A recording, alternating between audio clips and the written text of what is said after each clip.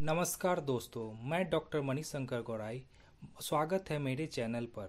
आज मैं एफोरिज्म 22 की प्रस्तुति लेकर आया हूँ।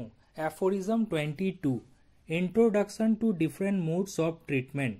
यह एफोरिज्म 22 से लेकर एफोरिज्म 25 तक है।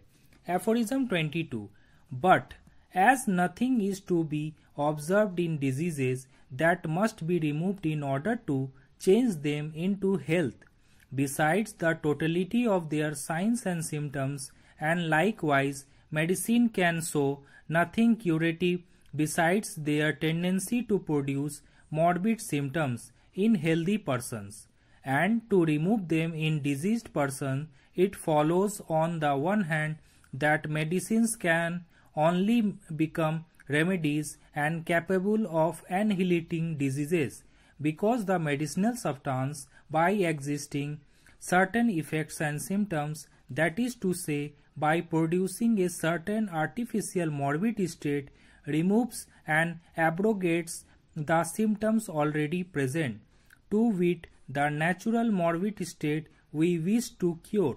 On the other hand, it follows that for the totality of the symptoms of the disease to be cured, a medicine must be sought which prove whether the morbid symptoms are most readily, certainly, and permanently removed and changed into health by similar or opposite medicinal symptoms, has a tendency to produce similar or opposite symptoms.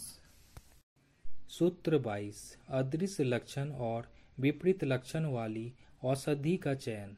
सामान्यतः चिकित्सकगण लक्षणों के द्वारा ही रोगी के मूल रोग का जानकारी प्राप्त करते हैं और इसी प्रकार किसी औषधि का प्रभाव ही वास्तविक और सही जानकारी स्वस्थ और अस्वस्थ मानव शरीर पर उसकी प्रतिकूल और अनुकूल क्रिया को देखकर ही प्राप्त हो सकती है।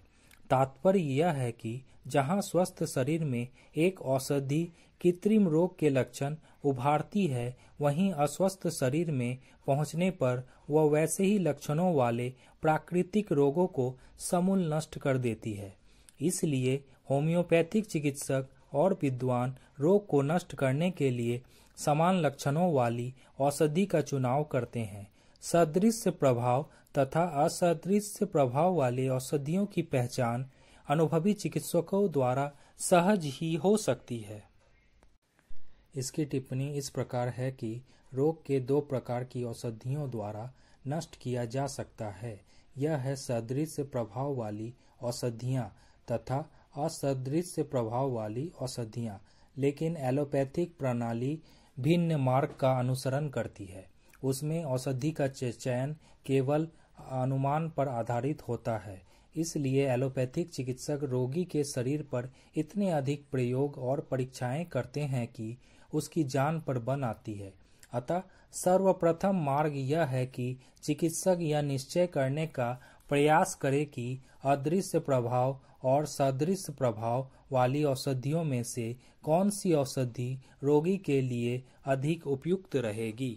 अगर आपको एफोरिज्म 22 की प्रस्तुति अच्छी लगी हो तो चैनल को लाइक, शेयर और सब्सक्राइब करें और साथ ही उचित सुझाव दें। धन्यवाद।